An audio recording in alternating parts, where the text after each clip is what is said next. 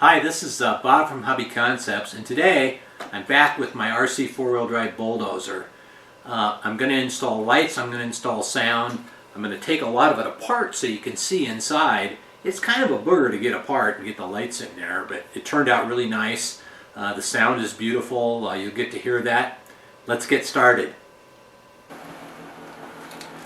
As I get started on the lights and sound for the Dozer, I've got a package of these high-intensity 3mm LEDs, so I'll be using these. And I've got a couple of these plug-in rotating beacons, and I'm going to use a couple of those. I'll put links in the description to both of those items. In with the kit were these light housings, which originally I thought might be for replacements, but they actually go up on the sides of the cab, so they come with the little light boxes and the small little LED holders, and I'll show you where those go.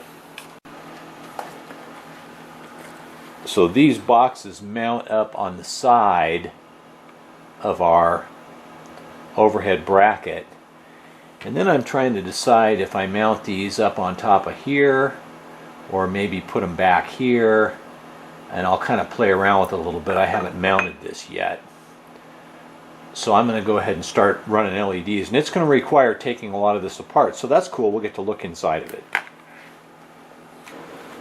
I started the lights by mounting these light buckets on either side, and then in the back I drilled and tapped some holes, and I'm going to make an L-shaped bracket out of aluminum to mount the strobes up here. I want all the wiring to come down one side with two plugs, just because you have to take this part off to get inside the bulldozer, and I'm sure it'll probably come on and off quite a bit, so I want to make it easy. So I'll probably find some tubing and run across here with the light wiring and kind of string all this together. Interesting machine. So in order to get these side body panels off, I have to remove the tracks. And the track pins, I have a punch here and a hammer, are just held in with a pin that my punch will just knock out, and then they come off. You can see some pieces of grass from towing the car and a few little drips of hydraulic fluid. When you're working on these things, your bench is going to get a little bit messy. I'm going to slide the tracks off and take these side panels off. Well, this is a pain in the rear. I pulled these two bolts out here, which I thought would release it, but there's another bolt coming in from the back side that holds this on, and this tank assembly would need to come out to pull that bolt out. Now that would mean disconnecting hydraulic lines and all kinds of stuff, so I'm not going to do that. So what I'm going to do is remove all these screws here, hope I can drop this bottom panel down and get access to the lights that way. And I think I can, but it's really hard to get in here because of the tight quarters around this big sprocket. So this is a little bit of a chore to work on. It's kind of cool because everything is so industrial, but yeah, it's going to take a little bit of work to get that off. I got this plate removed. You don't have to take out every single screw in the bottom here. So I'm going to turn it a little bit. The screws here and here can stay in because they hold onto a mounting post, and then this just drops in here like that. So that's not too terrible. There's a hole in this bracket so you can run the wires through, and there's a hole right here to run the wires into the machine. So I'm going to go ahead and install the lights in here. It's important to note that these lenses have a little clear protective film on them that needs to be removed. And so I'll go ahead and mount up this side. This side's only getting the two LEDs. The other side will also get the wiring that's going to go up to the cab roof. This is actually going to be trickier than I thought. These two plates go together tightly right here, so you can't run any wiring down the top. So they give you a hole here to run wiring down, and then way down inside there is a little tiny hole that spits the wires out alongside the tank up into here. So I have to route the wires for the rear light down through that hole and in through here, and the front light wires can route through here. Going to be a little bit tricky to get that wiring through there, so I will play with that off camera and see if I can get those in, and then I'll bolt this plate back on. I pulled all the wires through. You can see the wires here come out alongside the tank, and those run the back light here, and then these two plugs which will go up to my cab top lights, and then the forward lights are right here, and then I'll run the boom or the blade lights pretty soon. But there's a notch right here that will allow me to run the lights out, and then I'll run them up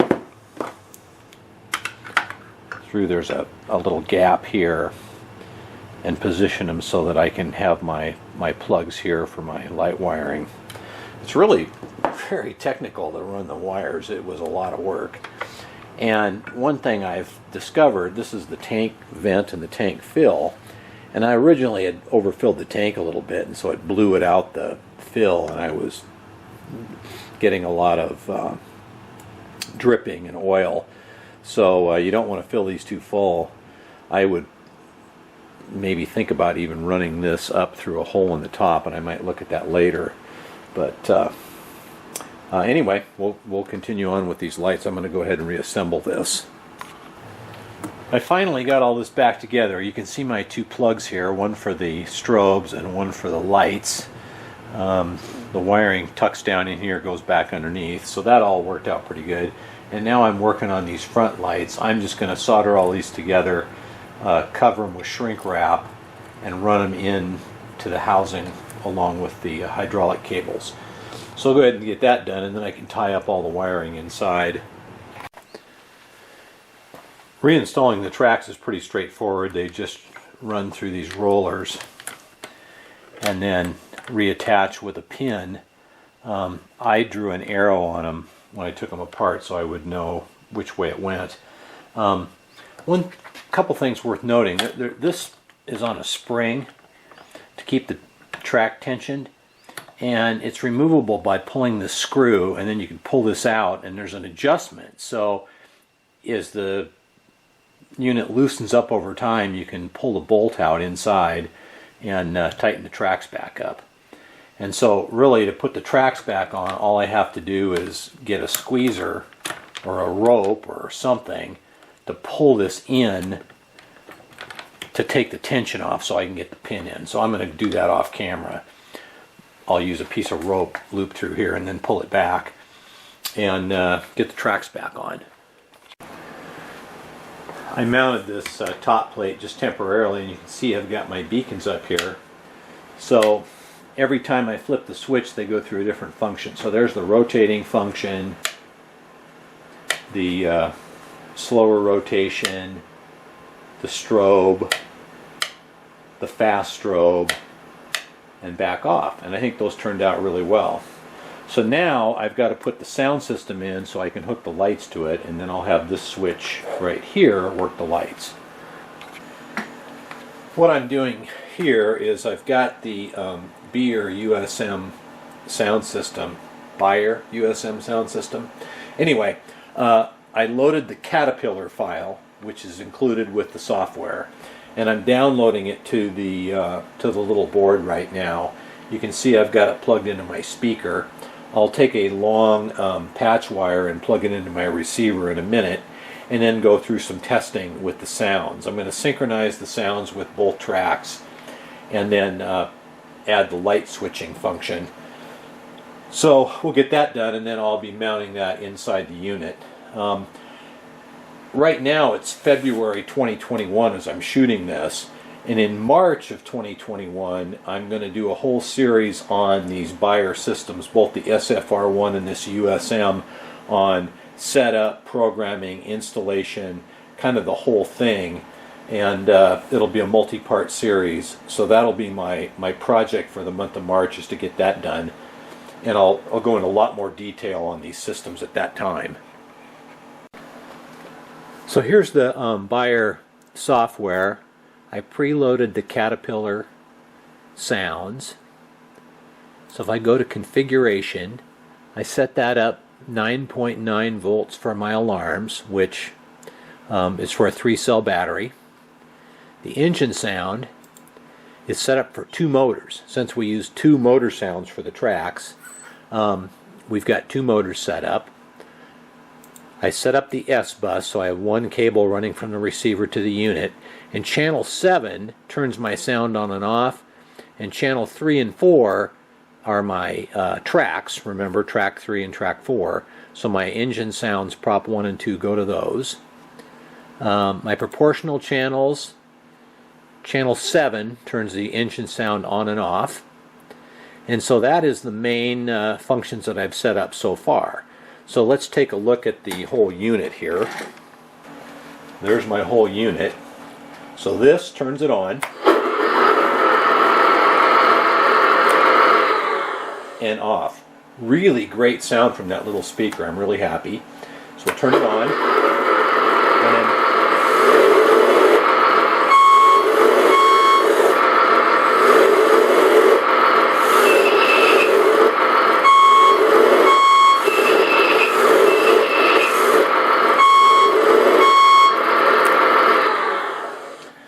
so there we go. There's my basic sound. Now, a couple things I noticed. I think the backing beeper is a little too loud in relation to the other sound. So I'm going to reduce the volume of the backing beeper. And then I'm going to do the switching. I'll use this switch right here to turn my lights on and off. And I'll hook that up. Just thought I'd show real quick how I reduce that backing beeper in relation to the other sounds. So I run down here and my backing beeper is reverse warning right there. So I just go to the reverse warning. I go all the way across, and it says 100% the level. So I'm going to reduce that to say 60%. Then transfer the project data, and then I'll test it. And that just reduces it in relation to the other sounds. So once that's done, also there was a cornering squeak. You probably heard it when I was cornering. And I might reduce that a little bit. But I'm going to play with it a little before I do that. But that's how easy it is to mess with the sounds with this unit. One other feature of the Sound Teacher software that's really cool is up here in this little sound thing. You can turn the engine sound on so you can hear what it's going to sound like on your computer at various throttle settings.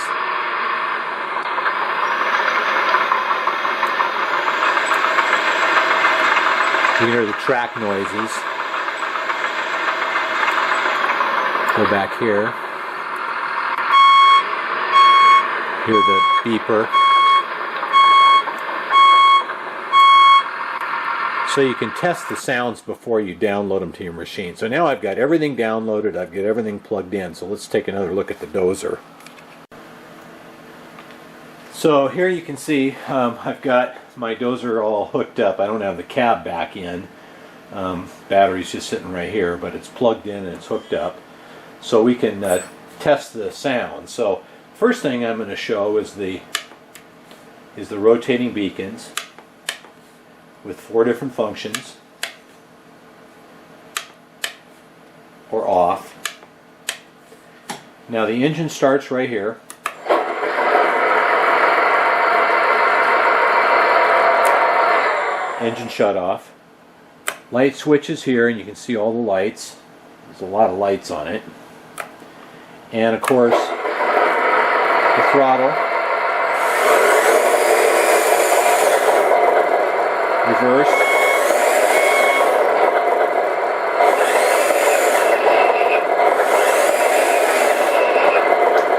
You can hear the squeaking sound from the turning, and that's part of the sounds I put in it. So I've got everything all hooked up, everything works fine, so I'm going to go ahead and button it back up. I'll take a quick minute to show you inside. Still a little bit of a mess in here, but I just kind of want to show you how I did things. So I tapped the power for the USM sound system right off of the battery leads, and I've got a fused plus and minus going to it. The sound box is right here, and it's going to tape down on this deck right there. I'll tie up all these wirings. The speaker has a plug in it, and that's because you really need to be able to remove this cab to do any kind of work inside the unit. So you can just unplug it, get it out of the way. This top piece, of course, also has plugs on it, so I can get it out of the way. So now all I've got to do is just tape down the unit, neaten up the wiring inside, and I'll close it back up. And we're closing in on getting this thing done. Well, I've got the Bulldozer back together. The sound's in it, the lights are on. It works fantastic. So there's my lights. Of course, the strobes, flipping through the different modes. I've got my sound.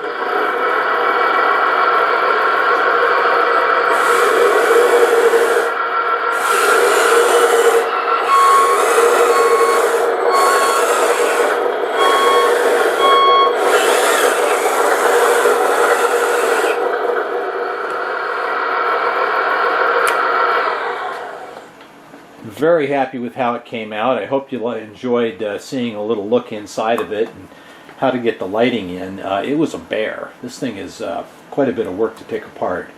I'm going to have additional videos. The next one you'll see will be installing a new radio. Actually, that'll be a different Dozer, but the same model. And then I'll have some ongoing videos on maintenance and hopping it up and things like that. So again, RC four-wheel drive Bulldozer, 60 pounds of fun. This is my favorite RC model that I have ever had, and I tell you what, I have had a lot. This thing is fantastic. I am going to have a lot of fun with it. I'll probably go out and push some dirt around, but anyway. So look, thank you very much for watching. Please subscribe. Check the video description for links. And check back later because I'll have lots more videos on this and a lot of other things. Thanks again for watching. See you next time.